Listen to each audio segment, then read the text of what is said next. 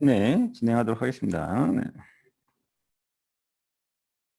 이것도 역시 아래에서 할까요? 네, 아래에서 하도록 하겠습니다. 네.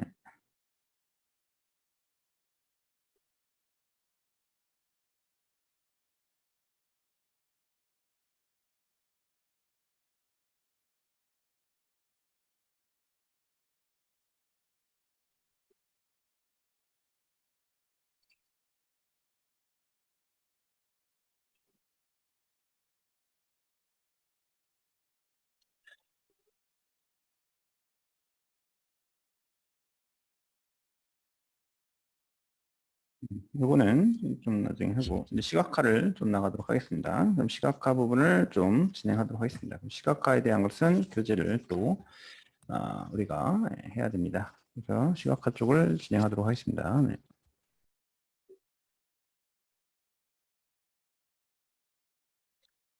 시각화는 이 교재를 통해서 진행하시면 될 것 같고요. 목차, 문제.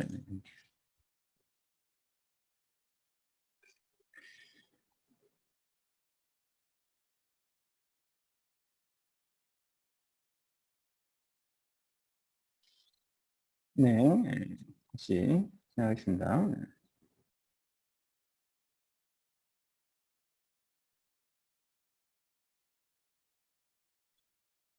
데이터 분석에서 이제 저형 데이터와 비저형 데이터를 좀 해봤고요. 이 부분에 대해서는 또 따로 자세하게 또 진행을 할 겁니다.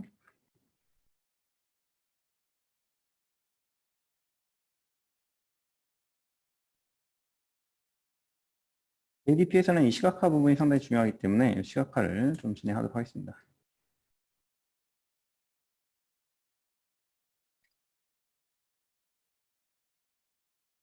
시각화 부분은 크게 데이터 시각화라고 5과목이죠.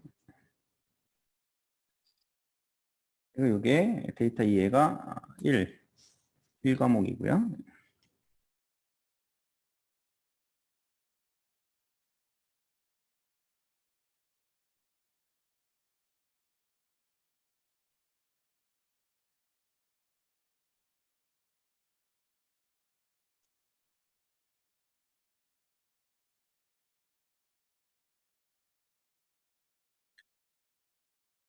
그다음에 여기 데이터 처리 기술 이해가 2과목이고요.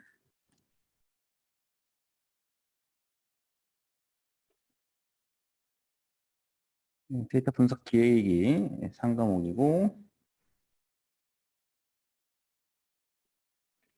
데이터 분석이 4과목. 그래서 마지막 데이터 시각화입니다. 5과목.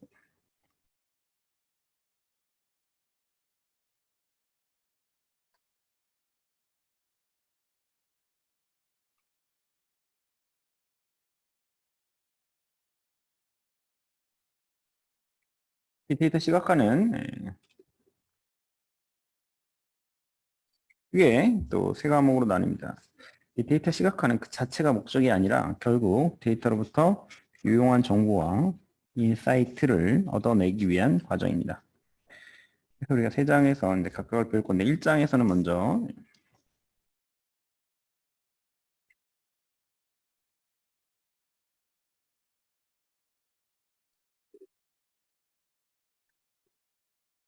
시각화 인사이트 프로세스가 나옵니다.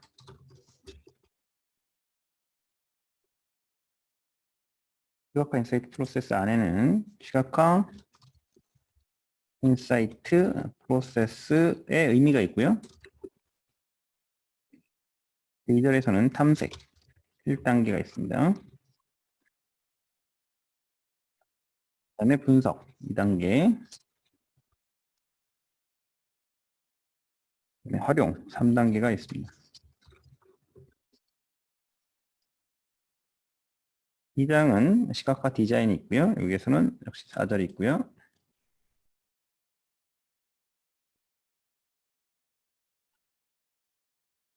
시각화의 정의가 있고요. 시각화 프로세스가 있습니다.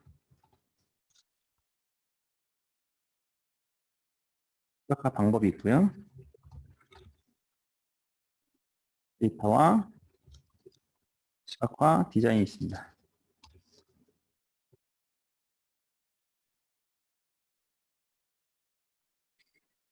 그리고 3장 시각화 구현이 있고요.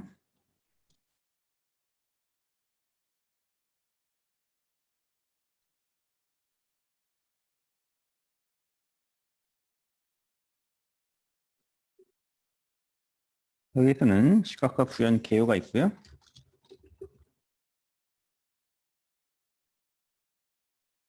네, 분석 도구를 이용한 시각화 구현이 있고요. 알 가지고 합니다. 그리고 라이브러리 그 안에 시각화 구현이 있습니다. 여기서는 디스크립.자바스크립트인 걸로 합니다.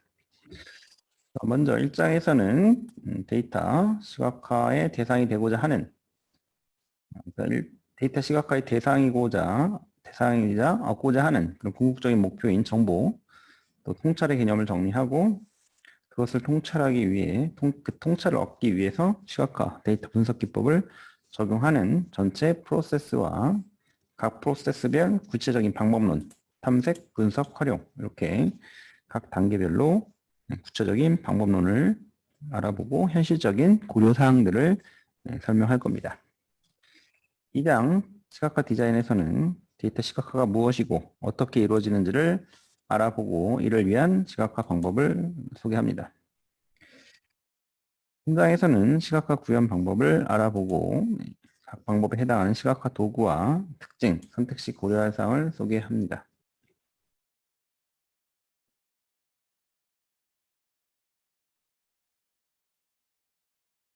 먼저 시각화 인사이트 프로세스는 그 데이터 시각화는 그 자체가 목적이 아니라 아까 말한 듯이 결국 데이터부터 어떤 유용한 정보, 인사이트를 얻어내기 위한 과정이다라고 했죠. 그래서 이 과정을 체계적으로 절차화한 그런 시각화 인사이트 프로세스 및 통찰을 바라보는 관점에 대해 소개합니다. 그리고 이제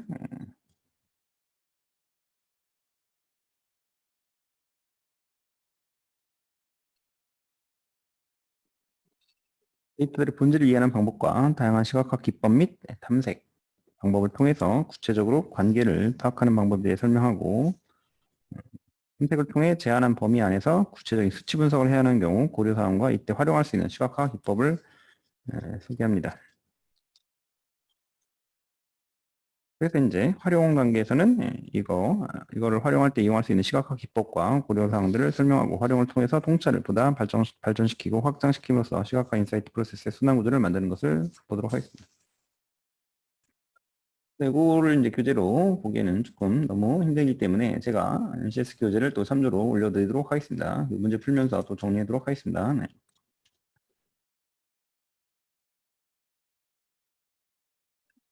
그래서 빅데이터 분석 결과 시각화 이거를 다시 넣어드렸고요. 네. 이거를 열어보시면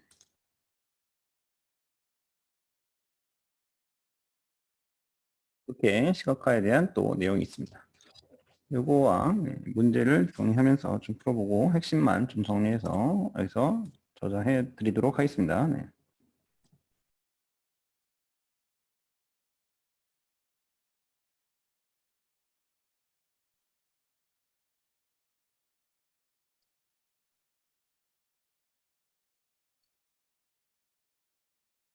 인사이트라는 건 통찰이죠. 여기서 뭐 이제 인사이트라는 거는 통찰이고 어떤 흐름을 간접적으로 확인해 보기 위해서 우리가 이제 트렌드라는 거죠. 인사이트라는 말이 되는 개념을 우리가 먼저 알아야지 인사이트를 보기 위해 시각화를 한다. 이런 개념이잖아요. 그죠? 그래서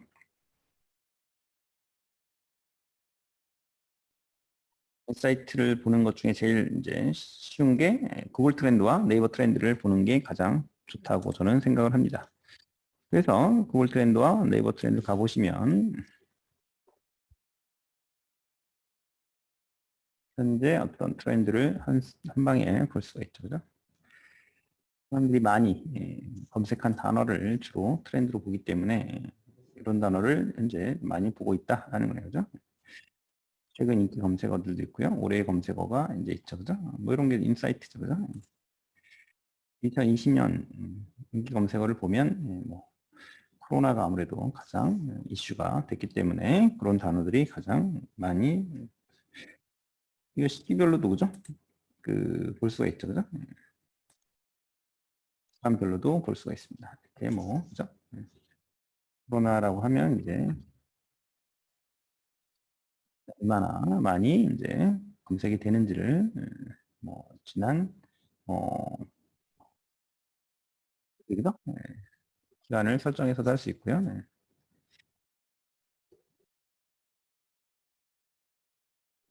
다음 통 이제 코로나 얘기가 가장 많긴 한데 네이버 트렌드도 있죠, 그죠? 네이버 트렌드.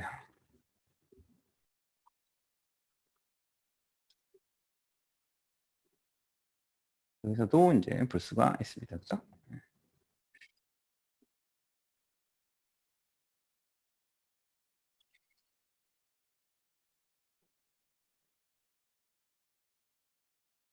그래서 인사이트의 이제 사전적 의미를 보게 되면 어떤 인사이트의 사전적 의미를 먼저 보도록 할까요? 인사이트의 사전적 의미.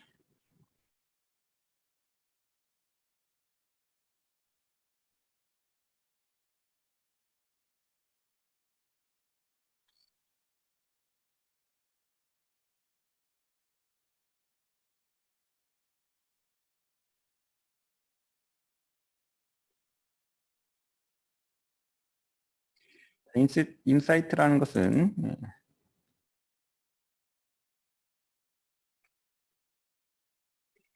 예리한 관찰력으로 사물을 훤히 꿰뚫어 본다 이런 말이죠.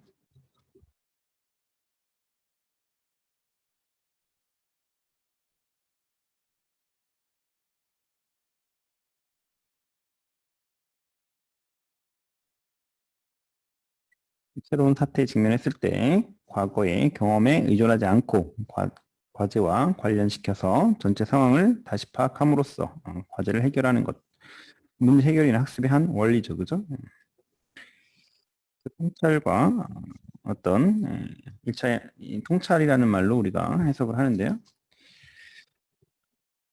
정보라든가 인과관계, 본질, 이해 이런 것들이 통찰과 인사이트에서 가장 핵심적인 단어로서 꼽을 수가 있습니다. 그 추상적인 개념을 추상적인 개념이죠. 통찰인 인사이트는 그래서 좀 더 구체적이고 가시적으로 소화할 수 있게끔 하는 그런 어떤 개념을 우리가 정보라든가 인과관계라든가 본질, 이해 이런 걸 통해서 정리를 해볼 수가 있겠네요. 또 DIKW에 대한 그 시각 데이터에 대한 시각적 이해도 그죠? 이것도 또 다시 한번 나올 수가 있고요.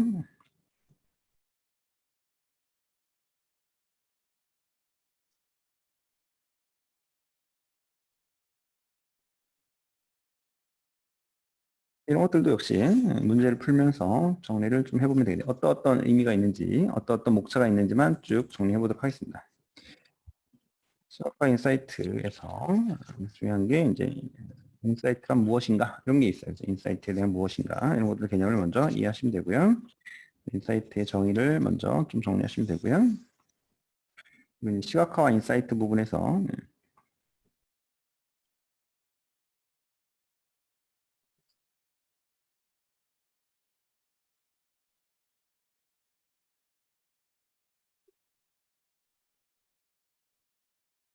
여기 안에 우리가 삼찰이라는 게 있어요. 삼찰. 이게 이제 세 가지인데 관찰, 성찰, 통찰 이런 거를 정리하시면 됩니다. 내면은 성찰이고 이거를 이제 관찰은 외부에 있는 세계고 그죠? 나와 성찰, 나와 외부에 있는 것을 통해서 통찰을 이제 얻어내기 위한 그 핵심이 바로 이런 삼찰이다라는 거예요. 삼찰. 통찰은 결국 이거 살펴보고 이해하는 과정에서 만들어지는 거고요. 외부 세계를 이제 보는 거는 관찰이죠. 그죠? 내면 세계를 성찰한다라고 합니다. 그죠? 이렇게 세 개. 그래서 이거를 내부와 외부 요인들과 관계를 통해서 살펴본다. 그래서 통찰이다라고 정리하시면 됩니다.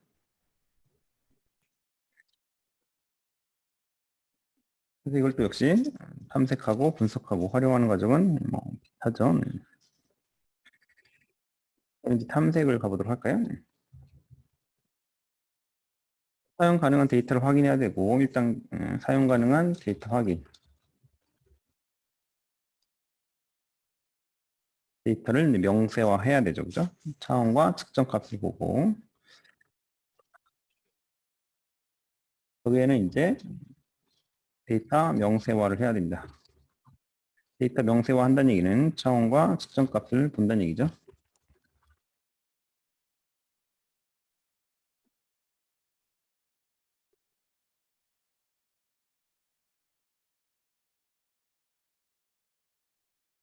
이 차원은 값이 측정된 기준이고요, 그죠?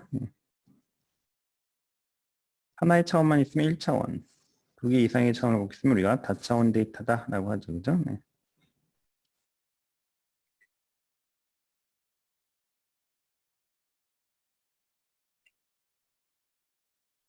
그러면 이제 데이터 구성 원리를 또 보셔야 되죠. 데이터 구성 원리. 이렇게 네 가지를 보셔야 돼요. 그래서 사용 가능한 데이터 확인, 데이터 어떻게 구성되어 있는가 원리를 보셔야 돼요. 그죠?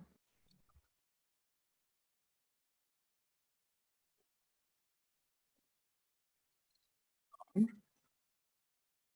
번째, 이벤트 기록으로서 접근할 수도 있고요.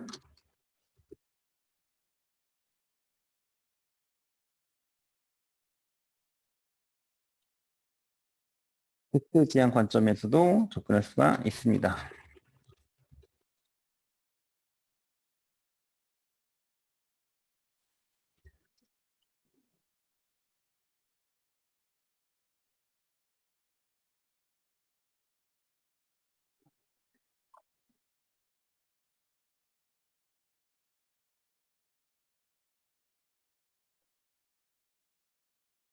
사용 가능한 데이터 안에서 이제 데이터 명세화와 데이터 구성 원리를 보시면 되고요.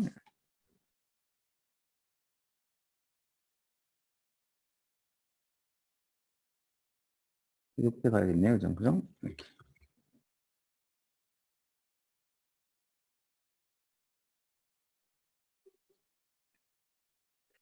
그리고 연결고리에 확인을 해야겠네요. 그죠?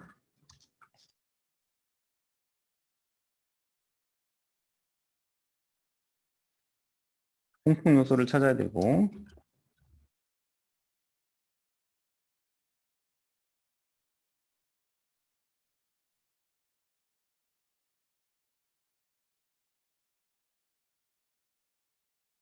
요소를 못 찾으면 공통 요소로 이제 변환시켜야 되고요. 뭐 시간 데이터로 변환한다든가 공간 데이터로 바꾼다든가 그죠?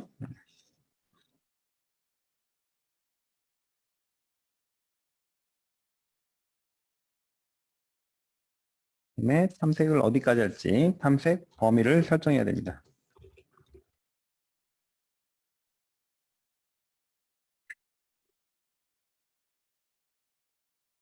이런 식으로 볼 수가 있고요. 그 다음에 이제 관계 탐색화도 할 수가 있죠.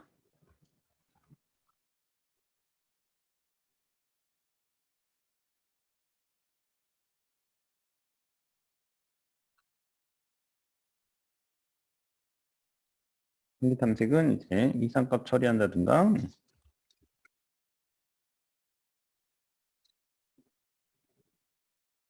과 측정값 유형에 따른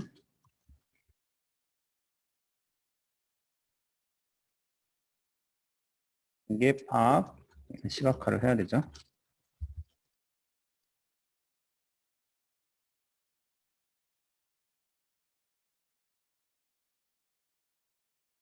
그리고 또 여러 가지로 이제 보는 거죠. 잘라도 보고 뭐 다르게 보기도 하고요. 그죠? 이건 엑셀의 피벗 테이블 기능으로 해서 다차원으로 데이터를 다방면으로 보려다 보는 거고 내려다 보기도 하고 올려다 보기도 해야 되죠. 그죠?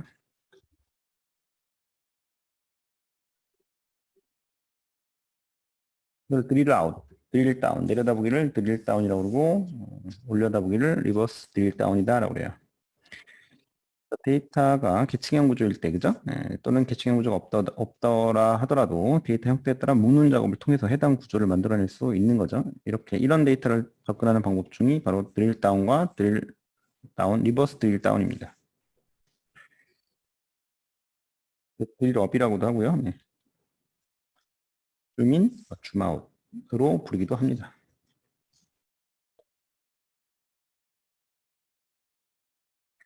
그리고 또 척도를 조정할 수도 있고요. 네.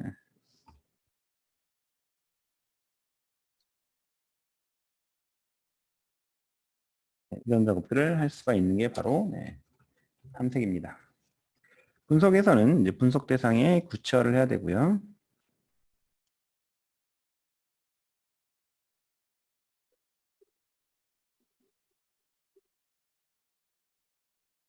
분석 대상의 구체화를 어떻게 합니까? 2차 탐색을 하는 거죠. 그리고 분석 목표에 따른 분석 기법을 이제 적용해야 되고요.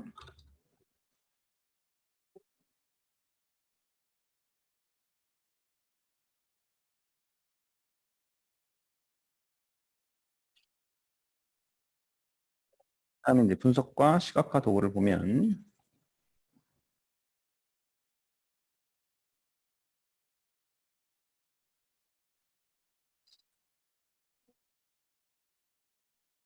여러 가지 있죠. 엑셀에서 우리가 추세선 그래프를 이용한다든가 뭐 R로도 할 수 있고요. 뭐 이런 많은 도구들을 이용할 수가 있습니다.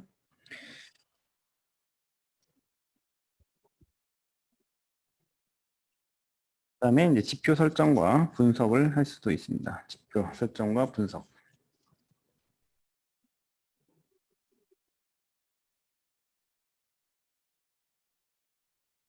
선택 과정을 거쳐서 분석 단계에서 여러 가지 관계들을 수치 기반으로 보면 지표를 만들어야 되죠. 그죠? 그래서 KPI다라고 하죠. Key Performance Indicator라고 핵심 성과 지표라는 개념을 주로 활용하죠. 그래서 그래서 지표에 대한 활용을 좀 정리하시면 됩니다. 이제 활용 단계에 가면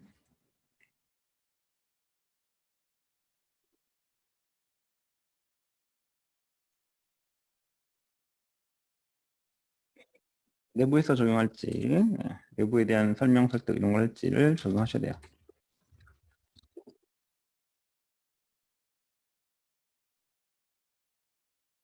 기존 문제 해결 방식이나 설명 모델의 수정, 새로운 문제 해결 방식의 도입, 새롭게 발견한 가능성에 대한 구체적인 탐색과 발견을 하는 이런 형태로 우리가 내부적으로 좀 많이 부족한 점을 보완하기도 하고요. 일단 통찰을 내부적으로 적용해 보는 거죠. 내부에 적용한다는 의미는 개인이 되었건 조직이 되었건 얻어낸 통찰을 시행으로 옮기는 거죠. 네. 시각화를 통해서 본 거를 그리고 이제 적용한다라는 개념이죠. 그래서 인사이트가 어느 정도 나왔으면 이거를 내부적으로 적용해 보는 거고, 그 다음에 외부에 대한 또 설명, 설득, 시각화 도구를 이제 봅니다.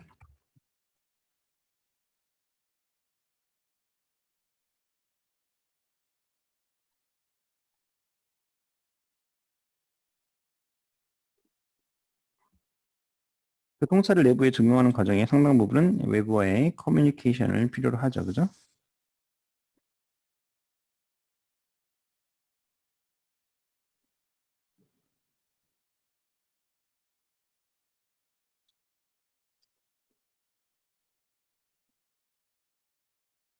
그리고 나서 이제 인사이트의 발전과 확장을 시켜야 되고요. 네.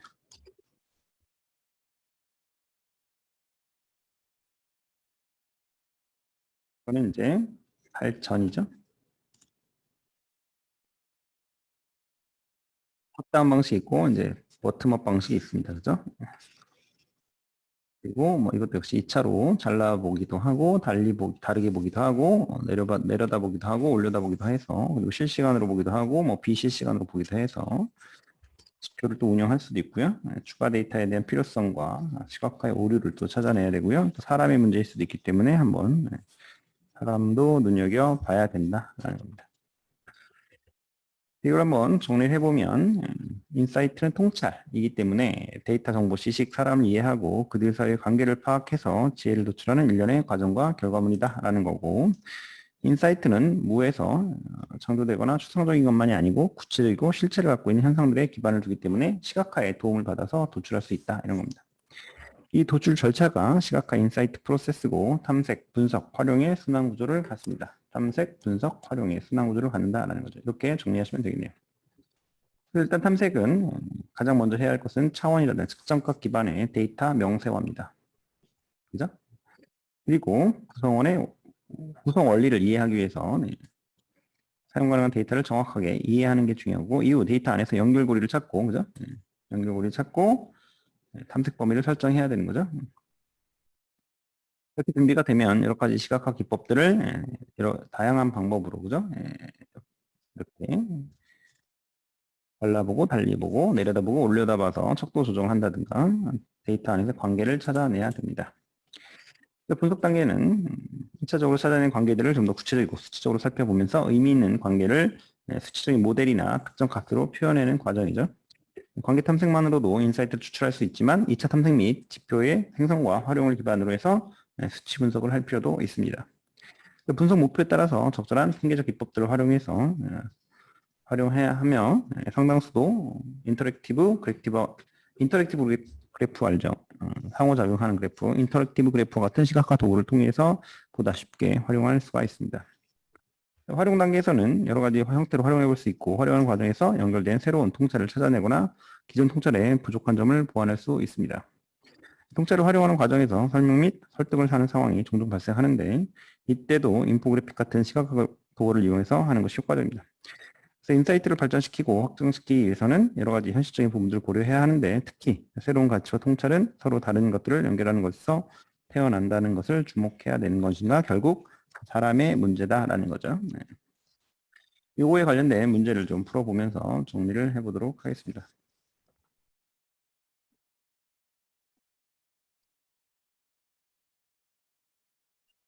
그래서 문제는 뒤에 제가 여기다가 정리했으니까 여기 하나를 더 추가해서 만들어내야겠는 거죠.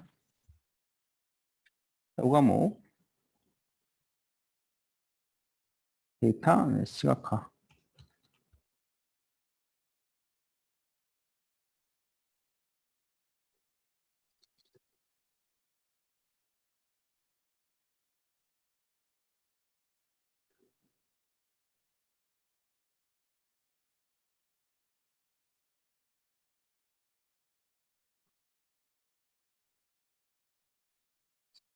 일 번 시각의 시각적 이해의 유계구도 상에서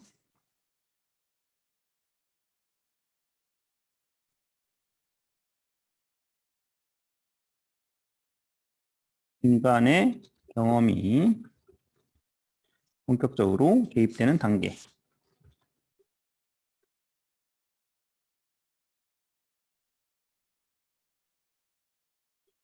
데이터, 정보, 지식, 지혜가 있는데요.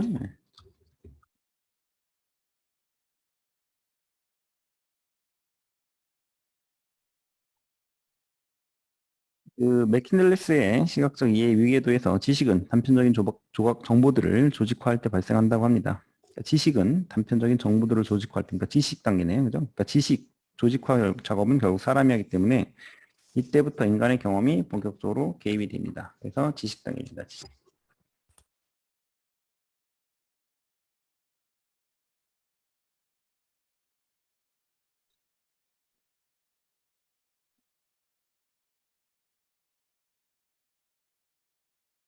시각과 인사이트 프로세스에 대한 설명.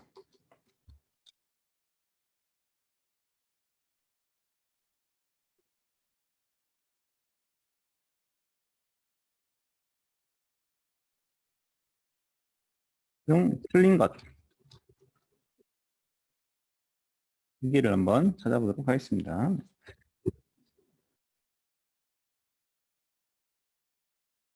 네, 시각화 인사이트 프로세스에 대한 설명 중 틀린 것 두 개를 찾아보자 라고 했어요. 자, 1번 통찰을 얻기 위해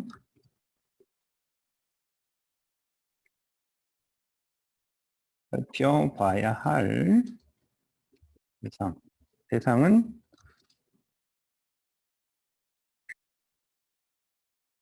외부와 내부, 사람의 두 가지다. 이런 말이 있고요. 네. 얘는 개인화된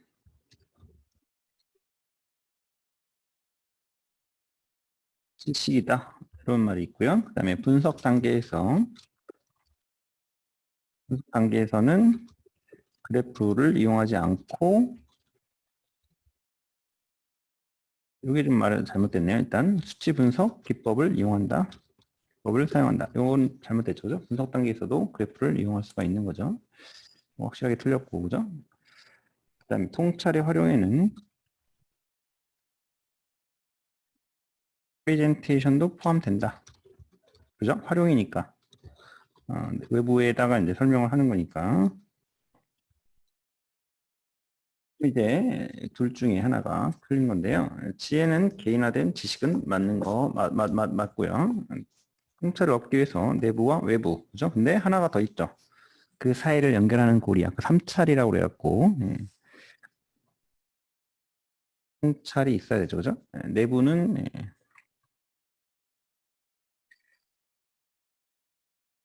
내부와 외부 그리고 통찰 이렇게 세 가지가 있다라고 했죠, 그죠? 그래서 우리가 아까 다시 한번 정리해 보면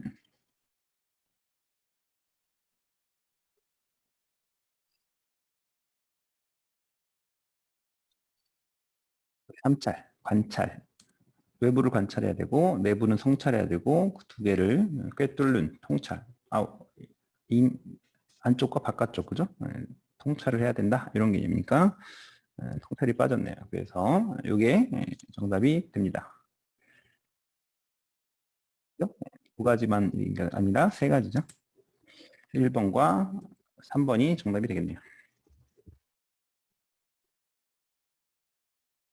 그다음에 다음 데이터 예시 중에서 간편한 조작으로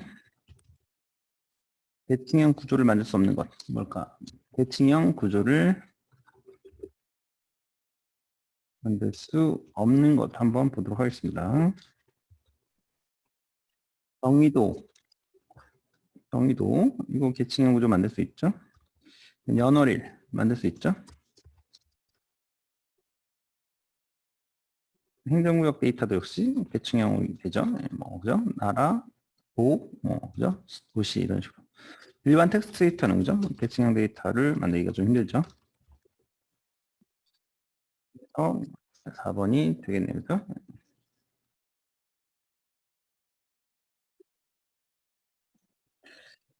그다음에 데이터를 명세화하기 위한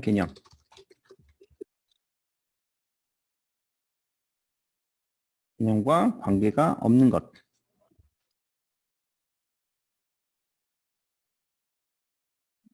데이터형, 타입, 그다음에 로그 데이터, 클래스, 메소드. 명세화하기 위해서 아까 제가 뭐 한다고 했죠? 그 로그 데이터냐, 그죠? 여기서 다시 보게 되면 명세화 차원과 측정값을 보는 거 그리고 이 명세화하기 위해서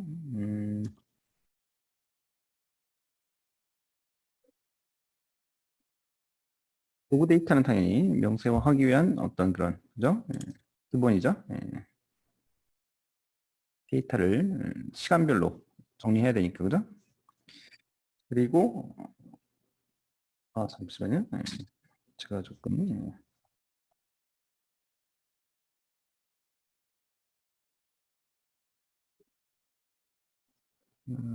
명세화하는 차원과 측정값이죠. 그래서 차원과 측정값은 우리가 이제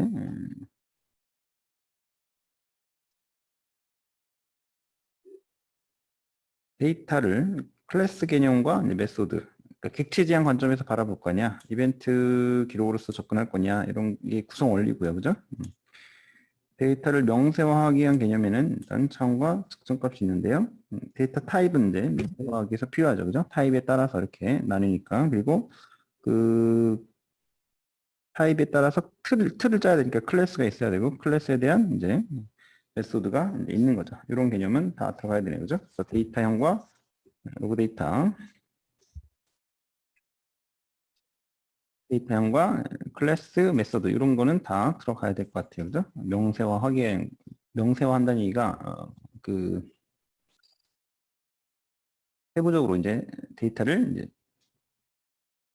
틀을 짜서 그 틀에 맞는 형태로 타입에 그러니까 틀은 이제 또 타입이기 때문에 이 데이터 타입과 클래스라는 말 연결이 되죠, 그죠? 그래서 그거에 안에 이제 어떤 속성과 메소드가 있는 거니까 이런 형태로 해서 명세화를 하죠.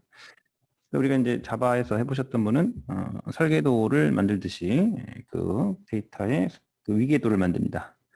명세화하기 위한 거 그런 것들이니까 로그 데이터는 좀 다르네요, 그죠? 그래서 이거를 좀 구분하시면 되겠습니다. 그다음에 이제 공간 데이터의 처리와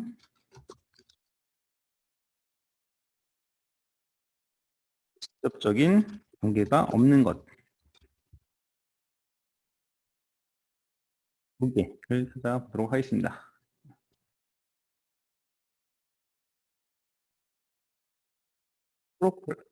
코로플레스 지도 띄우니까 공간이죠. 지오 코딩도 역시 공간이고요. 워드는 텍스트 가지고 하는 그런 프로그램이죠. 텍스팅 프로그램이고 브이로그 함수는 뭐 그죠? 받을 때 쓰는 거죠, 그죠? 그죠? 값 연결할 때 그죠? 이거와 이거는 관계가 없죠. 이거는 뭐 쉽네요. 3과 4. 그 다음에 시간에 따른 다차원 데이터의 변화를 직관적으로 살펴볼 수 있는 기법 뭐냐라고 물어봤습니다. 시간에 따른 다차원 데이터의 변화를 직관적으로 살펴볼 수 있는 살펴볼 수 있는 기법입니다. 그래서 트리맵은 어떤 형태인지 아시죠, 여러분?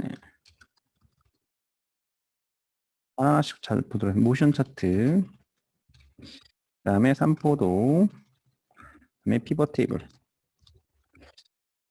시간이 들어가니까 트리맵은 이제 공간의 크기 이런 거죠. 카테고리에 대한 그 카테고리칼 데이터에 대한 어떤 크기를 나타낼 때 또는 위치 나타낼 때 하는 거지.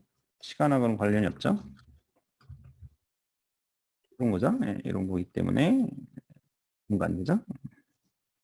또 그 카테고리칼 데이터 양 이런 걸 볼 수 있고 그다음에 모션 차트는 우리가 시간을 볼 수가 있네요. 그죠? 모션 차트.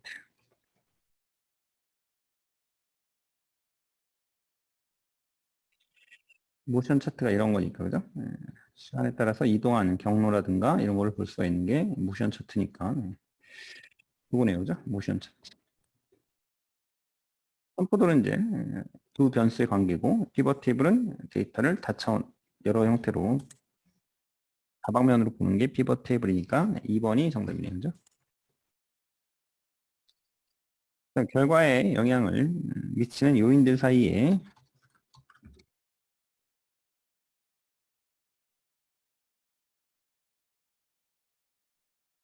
관계와 핵심 요인을 분별하는 통계적 분석 기법.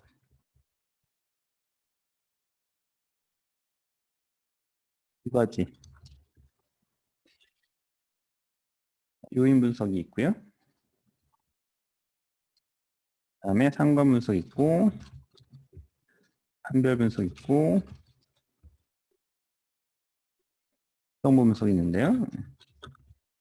일단은 핵심 요인 선별하는 게 주성 분석이 가장 주요한 어떤 두 가지로 대부분의 데이터를 설명하는 것을 보는 거니까 이거는 될 것 같고요. 그 다음에 요인 분석과 상관 분석인데 결과에 영향을 미치는 그러니까 인과관계니까 상관은 아니고 판별은 뭐 둘 중에 또 하나를 판별하는 거니까 요인 분석이죠, 그죠? 요인들 사이의 관계. 그러니까 요인 분석이고.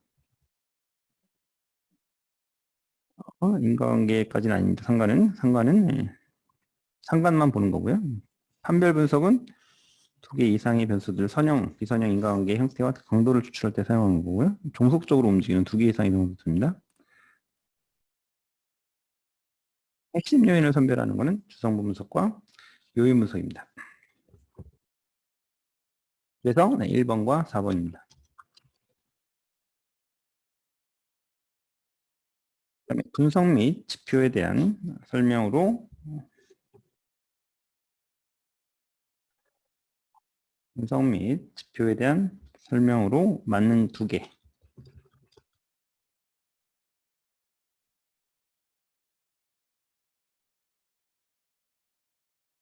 빅데이터 분석에서는 표본 데이터에 기반한 게 아니죠. 이건 표본 데이터에 기반한 게 아니기 때문에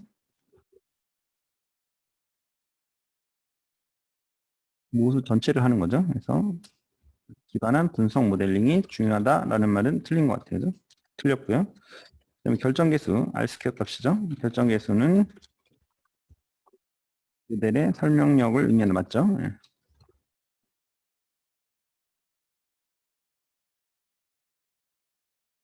원본 데이터에서 여러 지표를 잘 추출해서 모델에 많이 반영할수록 설명력이 유의미하게 커진다? 아니죠. 특정한 어떤 데이터를 잘 설명할 수 있는 변수만 선택하면 되기 때문에 아니고요.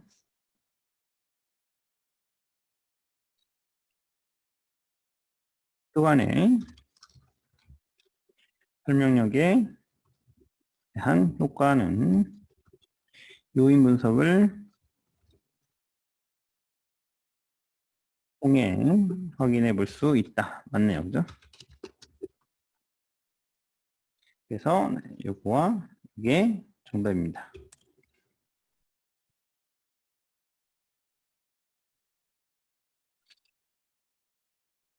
통찰을 활용하는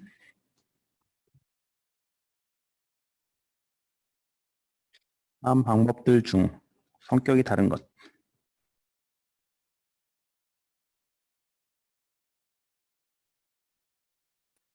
보기, 경보, 체계의 구축,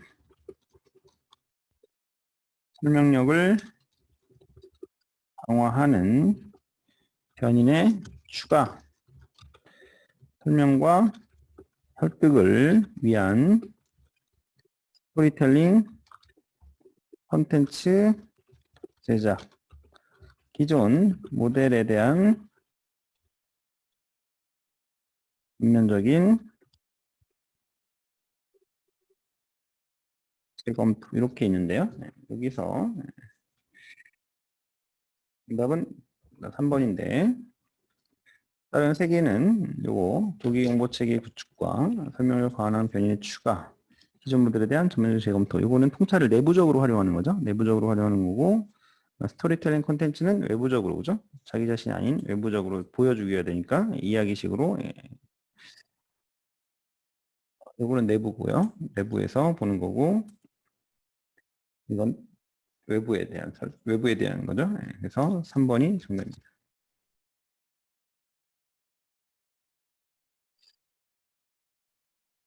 마지막 인사이트의 발전과 확장에 대한 설명.